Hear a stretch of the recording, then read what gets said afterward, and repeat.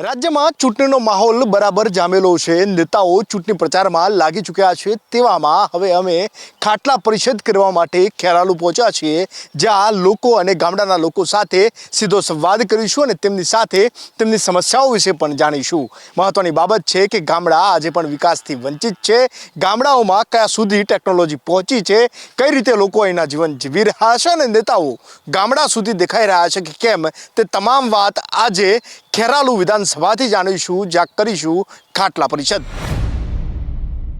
દેશના ધરોહર એ ગામડા રહ્યા છે અને ગામડાઓની અંદર સમસ્યાઓ પણ આજે પણ યથાવત છે। રાજનેતાઓ આવે છે, ચૂંટાઈ જાય છે અને પછી તે ગામડામાં આવે છે કે નહીં અને તેની સાથે જ તે લોકોની પણ ચિંતા કરે છે કે નહીં, તે જાણવા માટે આજે અમે પાટણ લોકસભા બેઠકના ખેરાલુ વિધાનસભામાં પહોંચ્યા છીએ, જ્યાં લીમડાના ઝાડ નીચે ખાટલા પરિષદ મળી છે અને તેમની સાથે સીધી જ વાતચીત પણ કરીશું।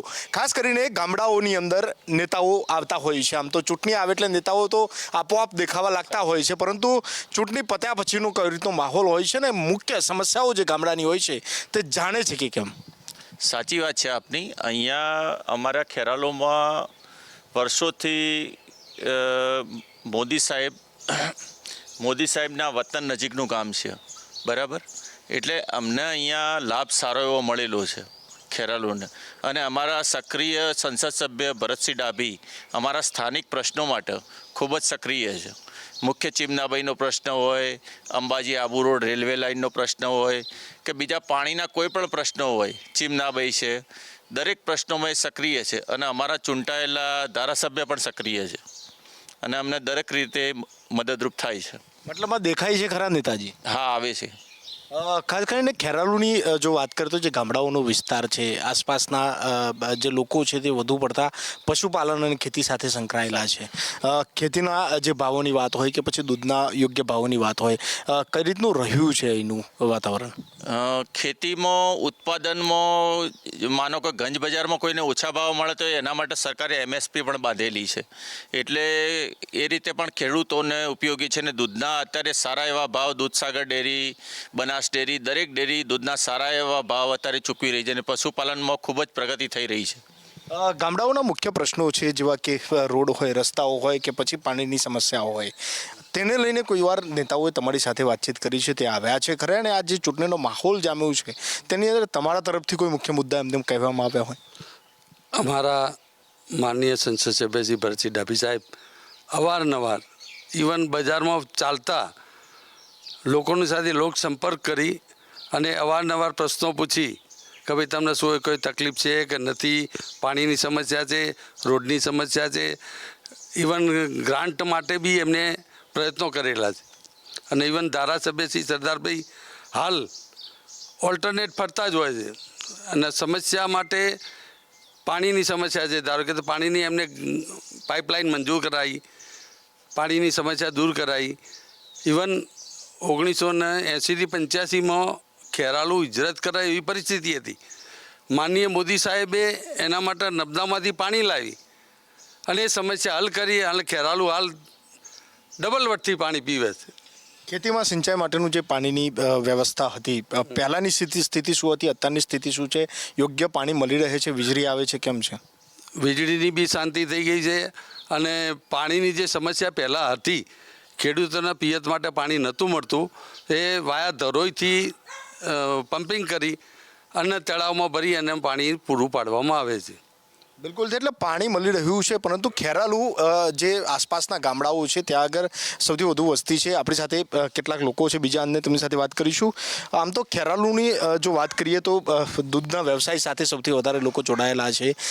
જેટલી મજૂરી બહેનો કરતી હોય છે તે મજૂરી ઉપજે છે ખરી? ખેરાલુ આજુબાજુ કોઈ ઇન્ડસ્ટ્રીયલ એરિયા નથી। ખેરાલુની અંદર માત્ર કોઈ પણ ખેડૂત એ ખેતી અને પશુપાલન ઉપર નિર્ભર છે અને પશુપાલનના વ્યવસાયથી અત્યારે ખેડૂત ઉજળો બન્યો છે, કારણ કે દૂધસાગર ડેરીએ દરેકને મહત્તમ ભાવ આપ્યા છે અને એના કારણે ખેડૂતોનું જીવન ધોરણ આખું બદલાઈ ગયું છે।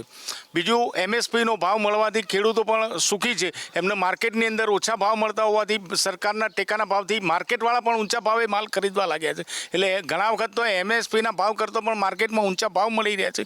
ખેડૂતની આર્થિક સ્થિતિ બહુ સુધારા ઉપર પહોંચી છે અને એ છેલ્લા 20 વર્ષથી આ મોદી સાહેબ જ્યારે ગુજરાતના મુખ્યમંત્રી બન્યા ત્યારથી આખો બદલાવ આવી ગયો છે ગુજરાતની અંદર.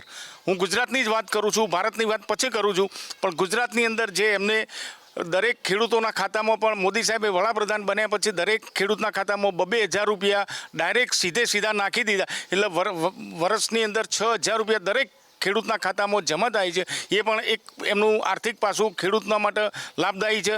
દરેકમાં વાહન ખરીદવું હોય તો એમાં સબસિડી વગેરે ઘણી બધી યોજનાઓ સરકારે સીધી ડાયરેક્ટ ખાતામાં નાખવાનો પ્રયત્ન કર્યો છે. અને એ કારણથી વચેટિયાનું આખું રાજકારણ બિલકુલ બંધ થઈ ગયું છે. આજથી 25 વર્ષ પહેલાં જ્યારે 1 રૂપિયો આપવામાં આવતો ત્યારે એના 16 પૈસા માત્ર પહોંચતા હતા કોંગ્રેસ સરકાર વખતે. માત્ર હાલ ભાજપ સરકારમાં 100% પૈસા ખેડૂતના ખાતામાં અથવા જે લાભાર્થી હોય એના ખાતામાં મળી જાય છે.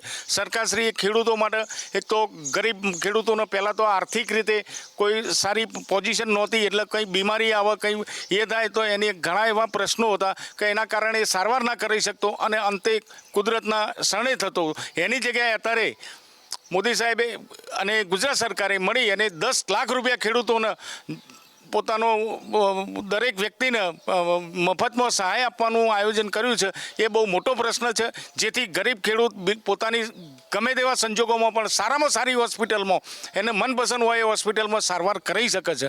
એનો સીધો લાભ ખેડૂતને દરેક વ્યક્તિને મળે છે.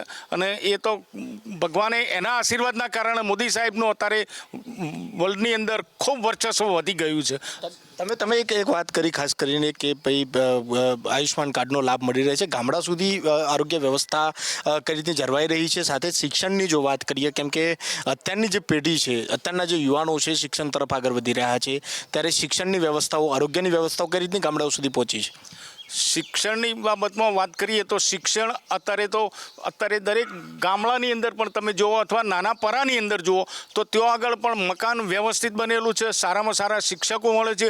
હવે જે લોકોનો પહેલાં ક્રેઝ હતો કે બાળકને ભણાવવા માટે મોટા સિટીઓમાં લઈ જતા અથવા હોસ્ટેલોમાં મૂકતા, હવે એની જગ્યાએ અત્યારે પોતે બાળકો પોતાના મા બાપ સાથે રહી શકે અને નજીકની સરકારી સ્કૂલની અંદર પણ અભ્યાસ મેળવી શકે એટલું અદ્યતન કોમ્પ્યુટરાઇઝ શિક્ષણનું આયોજન ગુજરાત સરકારે અને ભારત સરકારે આનું આયોજન કરેલું છે. બિલકુલથી શિક્ષણનું આયોજન થયું છે. સાથે સાથે જે ગામડાઓ છે, તે વસતા જે લોકો છે, તેમને પણ અનેક જે લાભો છે તે મળવા જોઈએ. તે મળે છે કે કેમ? કારણ માત્ર એ છે કેમ કે શહેરના જે લોકો છે તેમને ઘરનો લાભ પણ મળતો હોય છે. આપણી સાથે ઘણા એવા લોકો છે આજે ખાટલા પરિષદની અંદર કે તેમની સાથે વાત કરીશું. જે રીતે ઘરની વાત હોય, અમદાવાદ જેવા મોટા મેગા સિટીઓની અંદર આ વસ્તુ મળતી હોય છે. ગામડાઓની અંદર ઘર બનાવવા માટે કોઈ પણ પ્રકારના લાભો તમને મળ્યા છે. સાથે જે ગામડાની વ્યવસ્થા છે તે કઈ રીતે જળવાઈ રહી છે? અહીંયા ખેરાલુમાં અમે કાલે 2 દિવસ પ્રવાસ કર્યો. એમાં જ 2 મહિનાની અંદર પ્રધાનમંત્રી આવાસ યોજનામાં 50 મકાન અમને જોવા મળે છે. આ સરકારે એટલા બધા ખેરાલુ નગરપાલિકામાં લગભગ 450 ઘર અહીંયા બનાવ્યા છે. એટલે ઘર વંચિત કોઈ રહ્યું નથી અહીંયા ખેરાલુમાં. એટલે ગામડાઓમાં પણ ઘર મળી? હા, ગામડાઓમાં બી મળી રહે છે.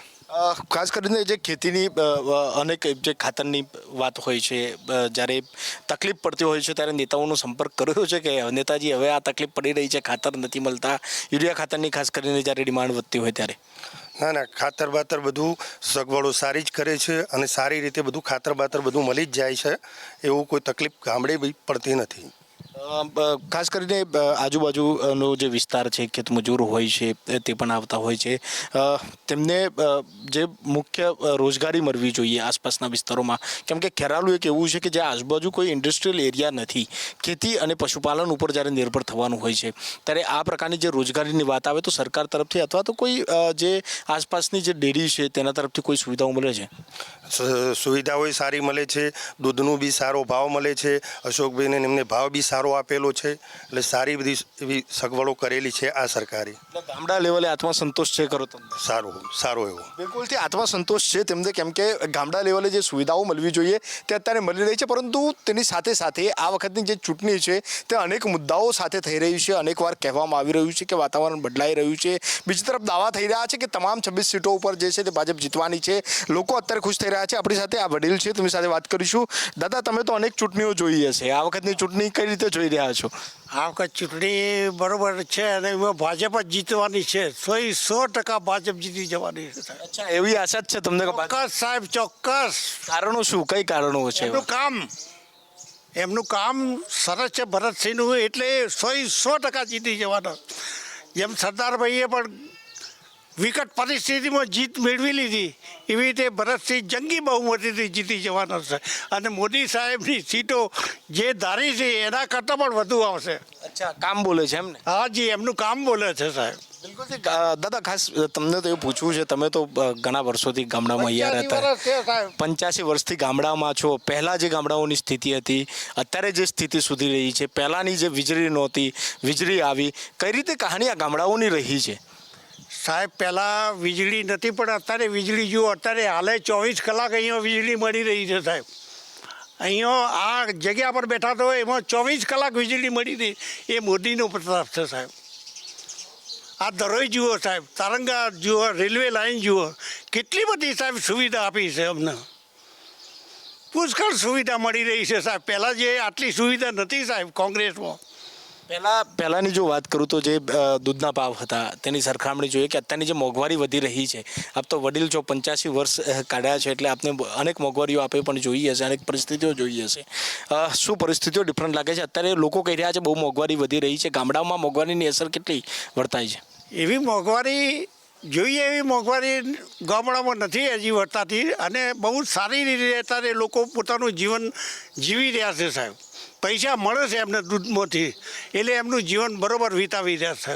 કોઈ તકલીફ નથી સાહેબ. દૂધના પૈસા મળી રહ્યા છે એટલે જીવન સારી રીતે વિતાવી રહ્યા છે. આ હતી વડીલોની વાત. પરંતુ યુવાનો, ગામડાના મહત્વના જે યુવાનો છે તે અત્યારે શિક્ષણ તરફ આગળ વધ્યા છે, સરકારી નોકરી શોધી રહ્યા છે, અને તેમને તે માટે યોગ્ય તાલીમ શિક્ષણ મળી રહ્યું છે કે પછી જે યોગ્ય સુવિધાઓ છે તે મળી રહી છે, તેને લઈને યુવાનો સાથે વાત કરીશું. ખેરાલુની વાત કરીએ તો જે સરકારી નોકરીઓ આવે છે, સ્પર્ધાત્મક પરીક્ષાઓ આવે છે, તેની તૈયારીઓ માટે કોઈ વ્યવસ્થાઓ છે, સાથે જ સરકારી નોકરી મેળવવા માટે કઈ રીતનું સંઘર્ષ છે તે ગામડામાંથી કરવું પડે છે? અહીંયા દરેક મળી રહે છે સગવડો. સરકારી નોકરીઓ માટે બી અહીંયા અમારા ઠાકોર સમાજ ભવનની અંદર પણ સુવિધા પૂરી પાડી હતી. ભરતસિંહ ડાભી તથા દરેક પાર્ટીના કાર્યકરોએ તથા પ્રજાપતિ સમાજની વાડીમાં પણ સરકારી તાલીમ વર્ગ માટે દરેક સુવિધાઓ પૂરી પાડવામાં આવે છે. અહીંયા ક્લાસીસ ચલાવવામાં આવે છે. અહીંયા ખેરાલુની અંદર ક્લાસીસ મળી રહે છે, યોગ્ય જે તાલીમ જે મળવી જોઈએ તે મળી રહે છે સરકારી પરીક્ષાઓને? ખેરાલુ શહેરમાં જ ખાલી 10 થી 15 ક્લાસીસ ચાલે છે. જોઈએ એટલું શિક્ષણ અહીંયા મળી રહે છે, કઈ જગ્યાએ બહાર જવું નથી પડતું. પહેલાં ગાંધીનગર, અમદાવાદ જવું પડતું, એવી પરિસ્થિતિ નથી. અહીંયા ગામડામાં પણ શિક્ષણ મળી રહે છે. એટલે ગામડામાં યોગ્ય વ્યવસ્થાઓ છે ખરી તમારા? કોલેજો, science college, B Ed college, PTC, nursing, બધી કોલેજો ખેરાલુમાં અંદર હાલની તારીખમાં છે. બીજી તરફ ગામડાના યુવાનો હોય એટલે સ્વાભાવિક રીતે ખેતી અને પશુપાલન સાથે પણ જોડાયેલા હોય છે. જે રીતે સરકારની વાત કરીએ તો સરકારી નેતાઓ કે એ બધા અહીંયા તમારે ત્યાં આવતા હોય છે ખરા, આમ ચૂંટણી પતે એટલે પછી? હા, દરેક ટાઈમસર અહીંયા આવતા જ હોય છે અને નિયમિત મુલાકાત કરતા રહેતા હોય છે. દરેક એરિયા વાઇઝ ગામડાઓમાં પણ આવતા હોય? ગામડામાં પણ આવે છે. પશુપાલન અને જે ખેતીનો વ્યવસાય અત્યારે આગળ વધી રહ્યો છે તેને કઈ રીતે જોઈ રહ્યા છો? ઘણા લોકો એવું કહે છે કે હવે ખેતીમાં મજા નથી રહી. શું લાગે છે?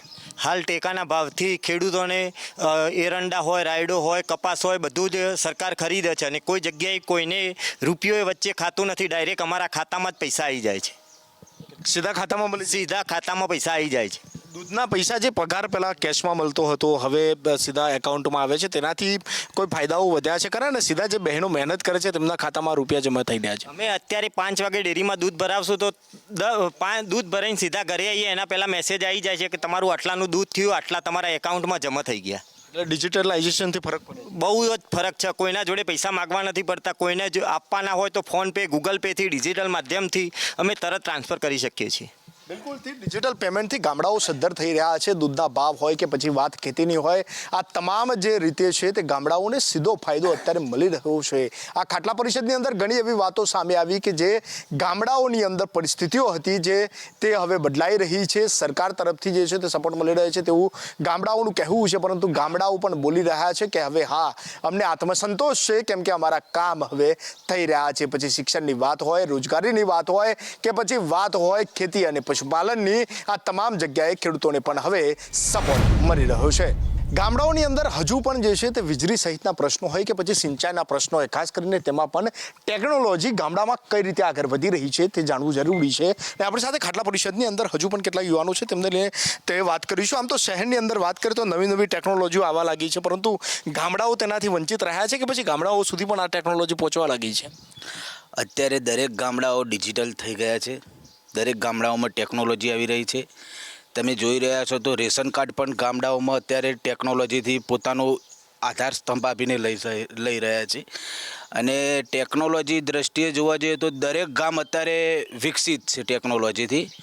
પ્રધાનમંત્રીજીએ સંપૂર્ણપણે ટેકનોલોજી એટલી વિકસિત કરી દીધી છે કે હાલ દરેક ગામડાઓ ટેકનોલોજી ઉપર બહુ આગળ વધી રહ્યા છે. જેમ કે વિદ્યાર્થીઓને ભણવા માટે ટેબ્લેટ આપ્યા છે. સ્કૂલોમાં પણ વિદ્યાર્થીઓએ ટેકનોલોજી ટેબ્લેટથી આગળ અવનવિત શિક્ષણ મેળવી રહ્યા છે અને એમના શિક્ષણમાં પણ ઘણો વધારો થઈ રહ્યો છે, એમના સમજણમાં પણ વધારો થઈ રહ્યો છે. ખૂબ સારું છે. અત્યારે ગામડાની સરકારી સ્કૂલો છે તેની અંદર કોમ્પ્યુટર શિક્ષણ હજુ સુધી સ્થાપિત થઈ શક્યું છે કે કેમ? સાહેબ, દરેક જગ્યાએ જ્યાં તમે જુઓ ત્યાં કોમ્પ્યુટર હાલ ફરજિયાત થઈ ગયું છે. કોમ્પ્યુટર તો ઠીક, પણ એ છતાંય અત્યારે છોકરાઓ ટેબ્લેટ જે ખરા પ્રધાનમંત્રી યોજના હેઠળના, તો ટેબ્લેટથી પણ એ છોકરાઓ એટલું અંદર વિકસિત થયા છે કે ખૂબ ભણવામાં આગળ વધી રહ્યા છે. ટેકનોલોજીની દ્રષ્ટિએ આપણા યુવાનો નવા કાળનું ભવિષ્ય ખૂબ આગળ વધી રહ્યું છે. આંગળીના ટેરવે આજે પણ ગામડાના બાળકો શિક્ષણ મેળવતા થઈ ચૂક્યા છે, પરંતુ ખાસ વાત કરવી છે ગામડાઓમાં રોડ રસ્તાની. અમદાવાદ શહેર જેવા મોટા મેગા સિટીમાં જાઓ, ગાંધીનગરમાં જાઓ કે અન્ય શહેરોની અંદર જાઓ, આમ ચકાચક રોડ જોવા મળે. ગામડાઓની અંદર આ સ્થિતિ છે ખરી? હા, ખેરાલુમાં હાલ કોઈપણ વિસ્તારમાં નીકળો તો રોડનું કામ હાલ ચાલુ છે. નવા રોડ સરકારે ધારાસભ્યશ્રીની એવું તો નથી ચૂંટણી એટલે રોડ ચાલુ? ના, કોઈ પણ રોડ તમે જુઓ હાલ કોઈ રોડ ખાસ ખરાબ જોવા નથી મળતા. અને જે રોડ નવા મંજૂર થયા છે એના પણ કામ પૂરજોશમાં ચાલુ છે. અને એવું નથી કે ચૂંટણી છે એટલે ચૂંટણી પહેલાંના ચાલુ છે. અમુક રોડનું કામ પતવા આવ્યું છે. જે કોઈ પણ જગ્યાએ જો તો તમને રોડ જોવા મળશે. ખેતર સુધી રોડ પહોંચ્યા કે હજુ બાકી છે? પહોંચી ગયા. ખેતર સુધી પણ? ખેતર સુધી પહોંચી ગયા. એટલે ખાસ કરીને જે વીજળીના પ્રશ્નો હતા, વીજળીની જે સમસ્યાઓ હતી ગામડામાં, ખેડૂતોની વારંવાર જે માંગ હતી કે ભાઈ દિવસે ખેતરમાં વીજળી મળવી જોઈએ, તે મળી રહી છે કે કેમ? એ માંગો ક્યારે પૂર્ણ થાય એવું લાગે છે? અમારા વિસ્તારમાં છેલ્લા 6 મહિનાથી તો રાત્રે લાઇટ નથી આવી, દિવસે જ આવે છે. દિવસે લાઇટની શરૂઆત? હા, પૂરો 8 કલાક 10 કલાકનો જે પણ પાવર છે એ ફૂલ લાઇટ દિવસે જ આવે છે. ખેરાલુથી 25 કિલોમીટરના અંતરે આવેલું ધરોઈ ડેમ હવે કેવડિયાની જેમ પણ ડેવલપ થઈ રહ્યું છે. ગામડાઓ સુધી રેલવે લાઇન પહોંચી રહી છે. પાણી હવે દિવસે પણ મળતું રહ્યું છે, કેમ કે નર્મદાની કેનાલનું લાભ છે તે ગામડાઓ સુધી પહોંચી ચૂક્યો છે. મહત્વની બાબત એ છે કે ગામડાઓમાં પણ યુવાનો અને બાળકો આંગળીના ટેરવે શિક્ષણ મેળવતા થયા છે. ટેકનોલોજી ગામડા સુધી છે. લોકોમાં સંતોષ જોવા મળી રહ્યો છે. ખાસ કરીને આજની ખાટલા પરિષદની અંદર અનેક વાતો થઈ, જેની અંદર પહેલા જે ગામડા હતા તેની અંદર હવે બદલાવ જોવા મળી રહ્યો છે. ગામડાઓમાં રોડ રસ્તાઓ પહોંચી રહ્યા છે અને લોકો કહી રહ્યા છે કે તેમને દૂધના ભાવ સારા મળી રહ્યા છે. સાથે જ એપીએમસીમાં મળતા ભાવ કરતાં પણ વધારે સરકારનો ટેકો થયો છે અને ટેકાના ભાવે તેઓ પોતાની ઉપજ વેચી રહ્યા છે, જેના કારણે સારા પૈસા પણ તેમને મળી રહ્યા છે. મળતા રહીશું અનેક ગામડામાંથી કે જ્યાં કરીશું ખાટલા પરિષદ અને લોકોની સમસ્યા આમ જાણતા રહીશું. કેમેરામેન સંદીપ રાઠોડ સાથે નિકુલ પટેલ, સંદેશ ન્યૂઝ, ખેરાલુ.